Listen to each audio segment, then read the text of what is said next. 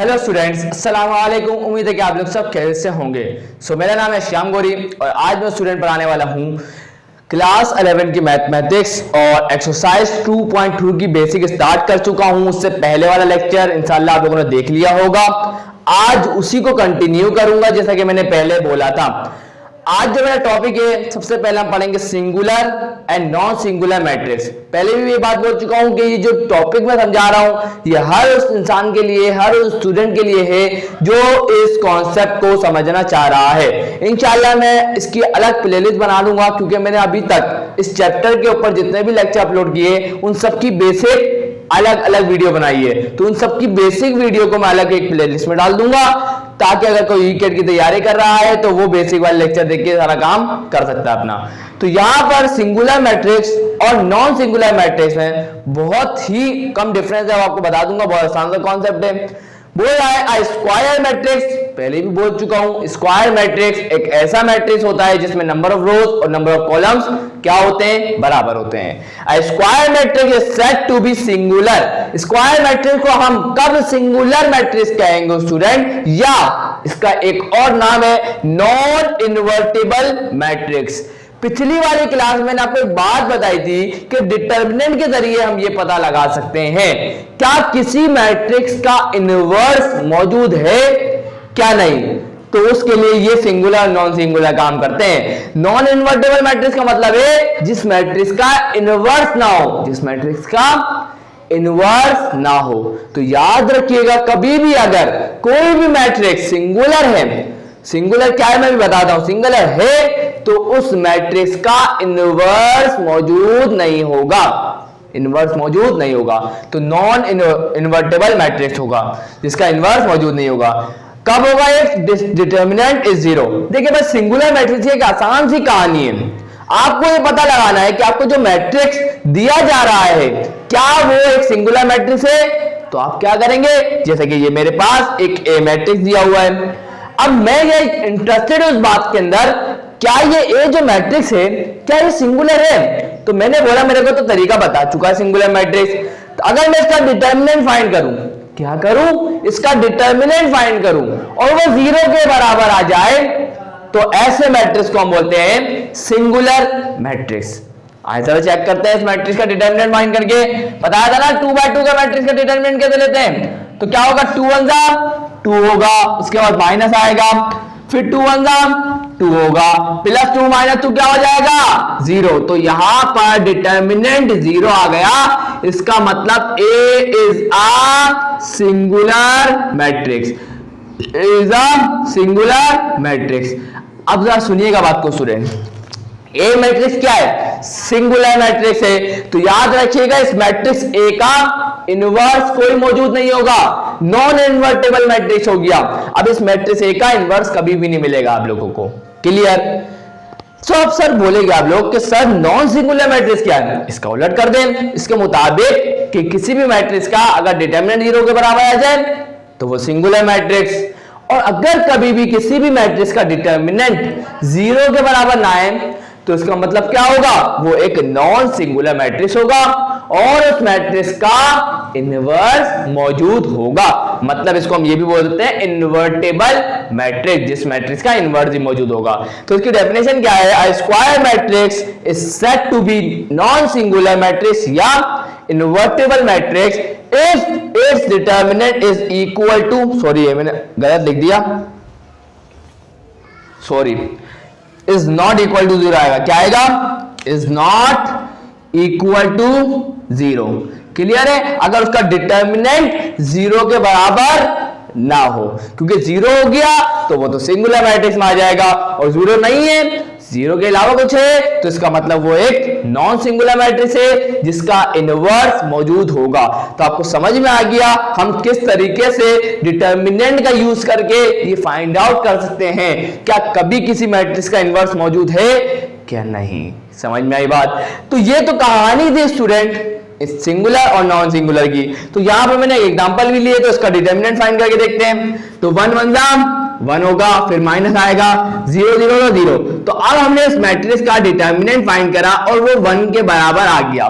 इसका मतलब 0 नहीं आया, और जब 0 नहीं आया तो ये जो ए मैट्रिक्स है वो क्या होगा, ए इज अ नॉन सिंगुलर या आप बोल सकते हैं invertible matrix. A is a non singular matrix या आप बोल सकते हैं इनवर्टेबल मैट्रिक्स। तो ये तो कहानी हो गई सिंगुलर और नॉन सिंगुलर की। अब बढ़ने जा रहा हूं adjoint of a square matrix की तरफ। बहुत इंपॉर्टेंट टॉपिक है स्टूडेंट, आप लोगों को नहीं छोड़ना किसी भी हाल में। सो यहां स्टूडेंट्स अब हम समझने जा रहे हैं adjoint of a square matrix. तो भाई देखिए यहां पर जो मैंने लिखा है ये ज्यादातर काम करेगा स्टूडेंट 3x3 के मैट्रिक्स के ऊपर, क्योंकि 3x3 का मैट्रिक्स भी एक स्क्वायर मैट्रिक्स होता है। The adjoint of a square matrix A is the transpose of the matrix formed by all the cofactors of the corresponding elements of A and is denoted by। देखिए हम लोग adjoint of ए को denote करते हैं ADG इस तरीके से denote किया जाता है और सिंबॉलिकली हम ऐसे लिखते हैं एडजेसेंट ए बराबर होता है AIJ और उसका ट्रांसपोज। AIJ कोई भी एक एलिमेंट हो सकता है जिसका कोफैक्टर हो। AIJ क्या होगा, एक जनरली एक कोफैक्टर होगा किसी भी एलिमेंट का। आप सुनिएगा मेरी बात को। उसने बोला ये कि ये हमारे पास एक मैट्रिक्स ए है, आ गया। अब हम इसके एडजॉइंट को डिनोट किससे करेंगे, ADG A। अगर B होगा तो ADJ B, अगर C होगा तो ADJ B। क्लियर भाई।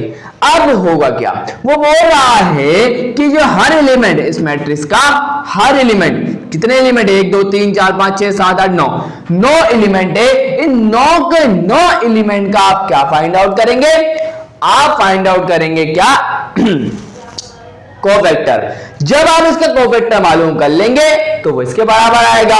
क्लियर है। तो एडजेसेंट ए बराबर आएगा A11 A12 A13। आपको बता चुका हूं कैपिटल A11 का मतलब क्या है, एडजॉइंट ऑफ सॉरी A11 मतलब ये है कि कोफैक्टर है कौन से एलिमेंट का, जो फर्स्ट रो में है और फर्स्ट कॉलम में है। और कोफैक्टर कॉन्सेप्ट आप लोगों को पहले ही दे चुका हूं, तो टेंशन मत लिएगा। क्लियर। अब सबसे पहले मैं आपको बता देता हूं कि 2x2 का मैट्रिक्स का एडजॉइंट कैसे निकाला जाता है। तो बहुत ही हलवा काम है, मसला सिर्फ आता है 3x3 के मैट्रिक्स के अंदर, क्योंकि इसका बड़ा मेथड होता है। बाकी 2x2 का मैट्रिक्स का बहुत आसान है। तो देखिएगा जरा क्या होगा। देखिए भाई इसका मैं क्या मालूम करने जा रहा हूं, सेम मैट्रिक्स का एडजॉइंट मालूम करने जा रहा हूं। कैसे लिखूंगा, ADJ और ये ए मैट्रिक्स है तो आ गया एडजॉइंट ऑफ ए। क्या किसके बराबर होगा, तो देखिएगा स्क्वायर मैट्रिक्स का एडजॉइंट निकालना आसान क्यों है, तो देखिएगा जो मेन डायगोनल पे जो एलिमेंट्स है उनको चेंज कर दें, उनकी पोजीशन चेंज कर दें। 3 को इधर लिया, 2 को इधर लिया, तो आ जाएगा 3 और ये आ गया 2। और मेन डायगोनल के अबव और मेन डायगोनल के बिलो जो एलिमेंट्स है उनके साइन चेंज कर दें।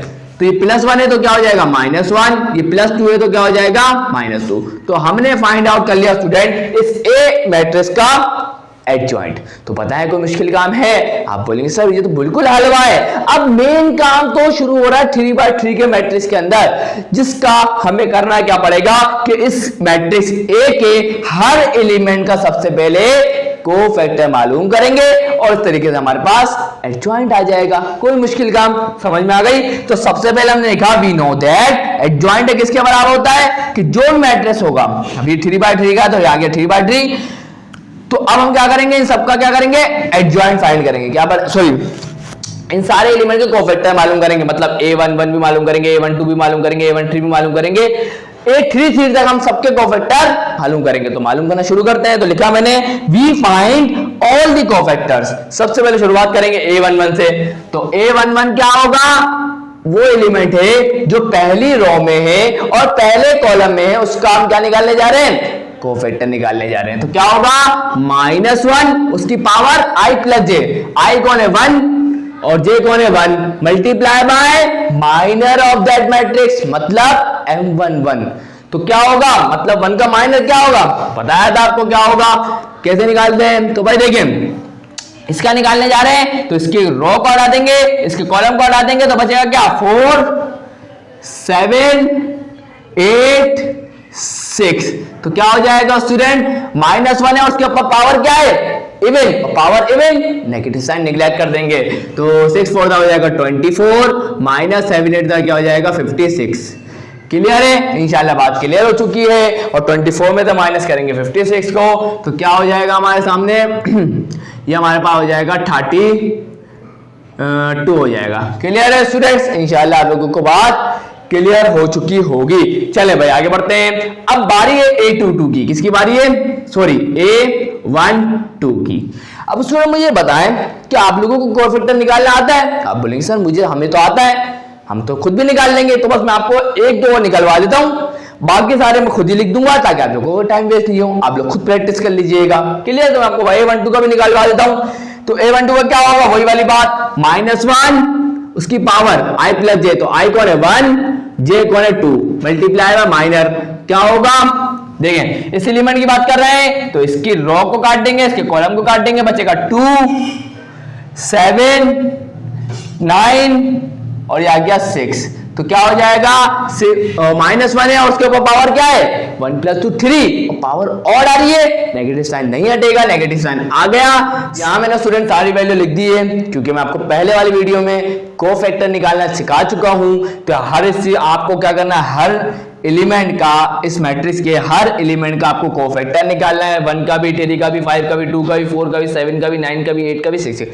जब हर एलिमेंट का आप कोफैक्टर मालूम कर लेंगे उसके बाद क्या करना है वो सुन लें। मैंने लिख भी दिए वैल्यू बुक से देख के, आपको निकालना सिखा चुका हूं। तो भाई देखिएगा स्टूडेंट क्या हो जाएगा, यहां पर हैंस लिखेंगे कॉमा एडजॉइंट ए बराबर आएगा किसके?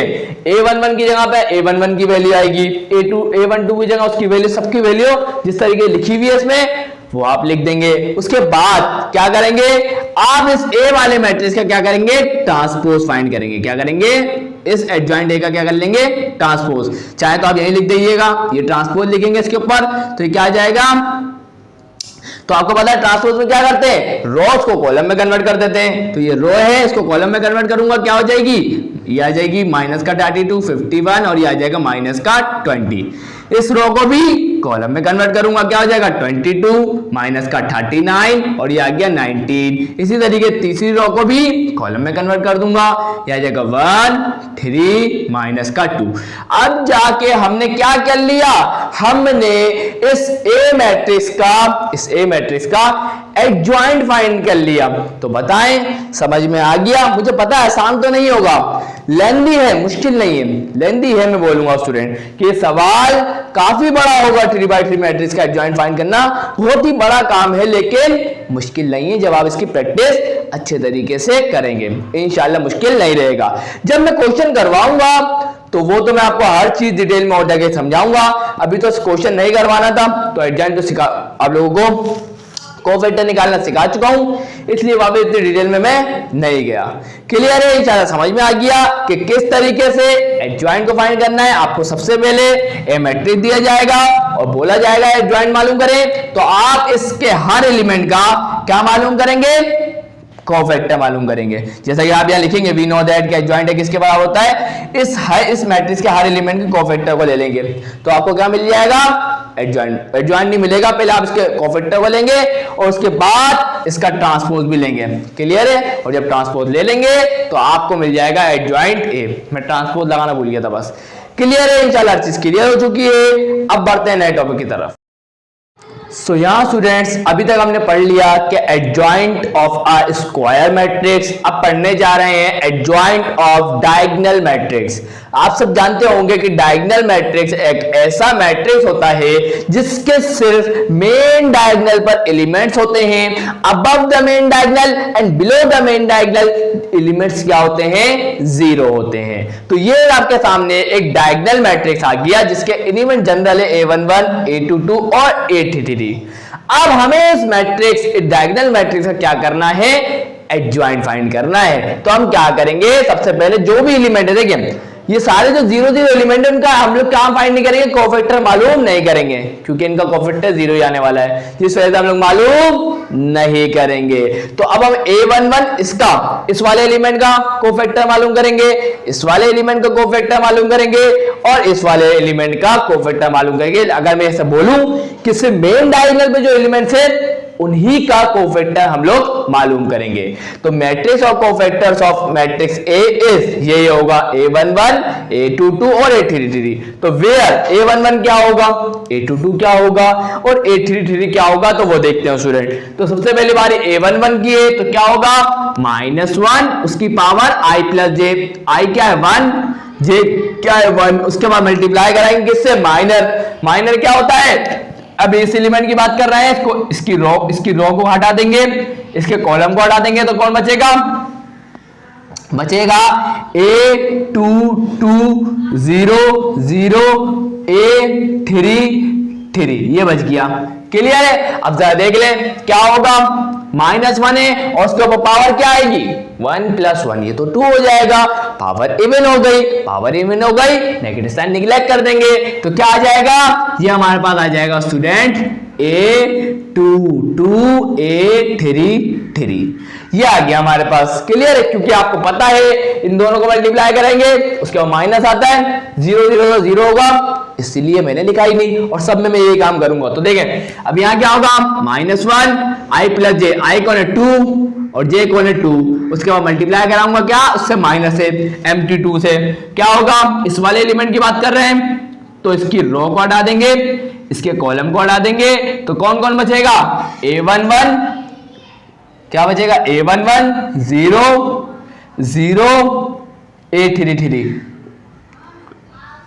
क्लियर, हमारा आंसर क्या आ जाएगा -1 के ऊपर पावर A1 आ जाएगी, जिस वजह से माइनस हट जाएगा, हमारे पास आंसर क्या आ जाएगा A11 और A33। इसी तरीके से तीसरे वाले को निकालेंगे तो -1 उसके ऊपर पावर क्या आएगी 3 + 3 i + j हो जाएगा, मल्टीप्लाई करेंगे माइनस से, क्या होगा इस एलिमेंट की बात कर रहे हैं तो इसकी रो को इसके कॉलम को हटा देंगे तो क्या बचेगा A11 0 0 A22। तो क्या हो जाएगा हमारे पास आ जाएगा A11 और A22। तो पहली बात तो मैं आपको बता दूं मेन डायगोनल पे जो भी एलिमेंट होते हैं उनका कोफैक्टर और माइनर बराबर होता है। चलें हमारे पास तीनों की वैल्यू आ गई तो पुट कर देते हैं। A11 की वैल्यू क्या आई है, ओहो एक गलती है स्टूडेंट, मेरी गलती, आप लोग भी बोल रहे होंगे मैंने गलती से ना कैपिटल में लिख दिया स्टूडेंट, कैपिटल नहीं होते एलिमेंट्स को हम स्मॉल से डिनोट करते हैं तो ये आएगा A। क्लियर है, ये A।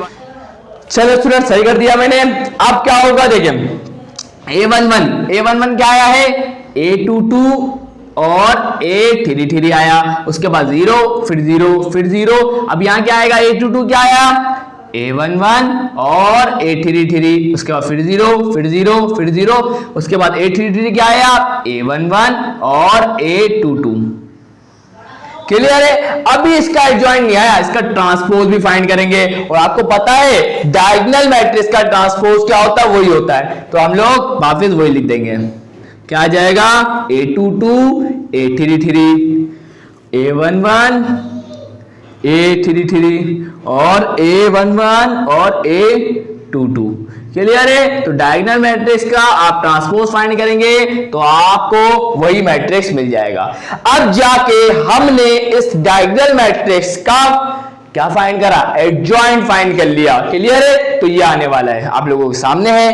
अगर आसान से ट्रिक याद कर ले तो क्या होगा, सबसे पहले आप क्या करेंगे सेकंड वाले एलिमेंट को मल्टीप्लाई कराएंगे थर्ड वाले एलिमेंट से, सॉरी यहाँ पे मैंने 2 3 लिख दिया, गलत है 3 3 आएगा, सही है। उसके बाद फर्स्ट वाले एलिमेंट को थर्ड वाले से कराएंगे और उसके बाद इन दोनों को आपस में कराएंगे तो आपको क्या मिल जाएगा, उस मैट्रिक्स का एडजॉइंट मिल जाएगा। इसके एग्जांपल नहीं करवा रहा, ऐसे समझ में आ गया, मुश्किल तो था ही नहीं कॉन्सेप्ट। अब बढ़ रहे हैं स्टूडेंट कि किसी भी मैट्रिक्स का इनवर्स कैसे फाइंड किया जाता है, तो आप उसकी तरफ बढ़ते हैं। सो यहाँ स्टूडेंट्स अब हम समझने जा रहे हैं इनवर्स ऑफ अ मैट्रिक्स। तो यहाँ पर हम लोग जिस मेथड को यूज करेंगे इनवर्स ऑफ अ मैट्रिक्स निकालने के लिए वो होगा एडजॉइंट मेथड।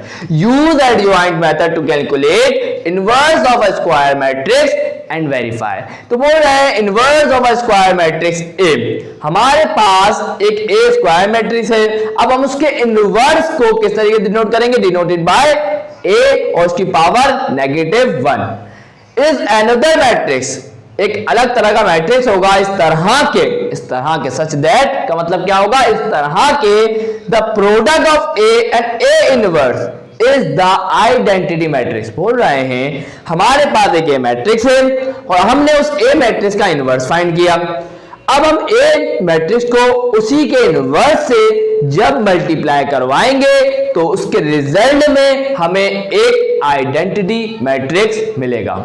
इस तरीके से A multiply by A inverse या ए इनवर्स मल्टीप्लाई बाय ए बराबर आएगा किसके?